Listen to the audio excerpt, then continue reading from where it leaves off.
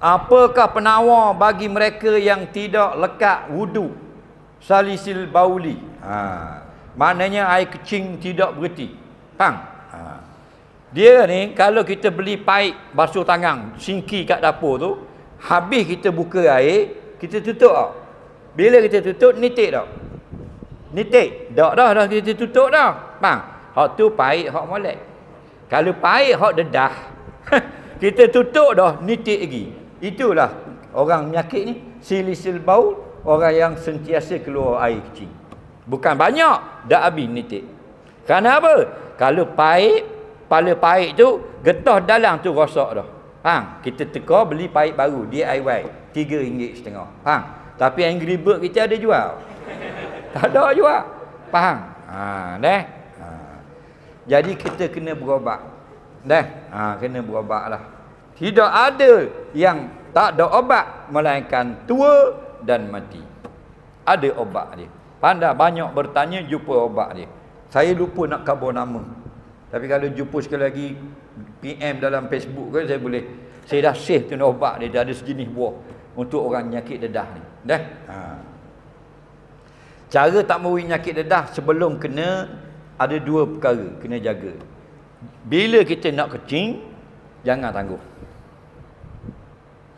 Kalau rasa sikit tak apa, ada orang yang tangguh. Bila kita tangguh, pitu hak jaga air kecing tubik keluar tu, kecil saja tu hang buat. Pitu tu bila dia luh, berhenti dah kecing pun nitik juga.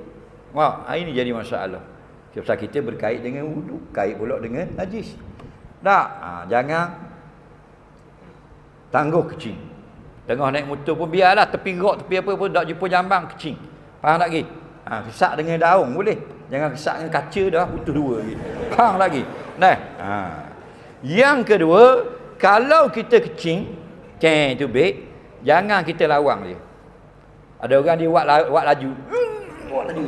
Nolak laju. Buat slow laju. Nolak cabut kipas dalam ni. Cabut kipas ni, tak, dia panggil gali. Bang, nitik ketak. Faham lagi? Tapi dah kalau dah menyakit dah, tak boleh nak buat apa dah, malaikat kena pakai ni saja. Mengkecing, nitik dah habis, tak boleh nak obat dah.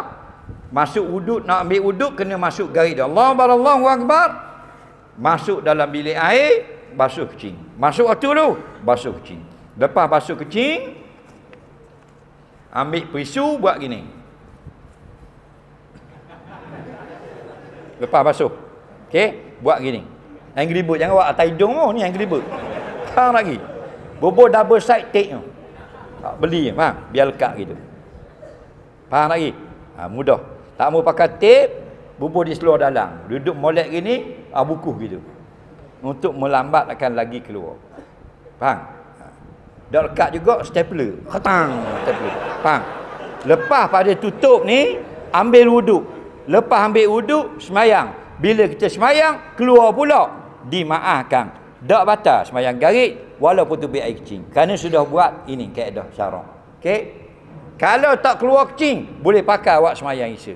Kalau keluar kecing, boleh pakai awak sunat saja. Hak fardu kena buat semula, tunggu masuk isya. Jelas? Soalan seterusnya.